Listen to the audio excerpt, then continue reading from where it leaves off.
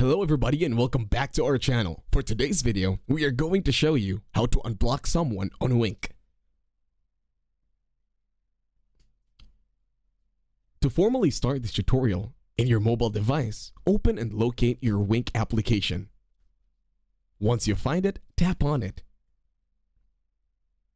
Now wait for the application to load. Once you're here, after you're done browsing over your possible date, what you're going to do this time is go over and then find someone that you can match with. Once you find somebody, tap on the three dots in the upper left, and then in here, you can choose to block the person.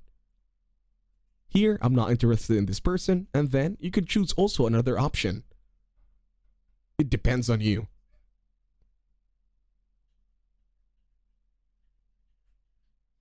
Now click on OK.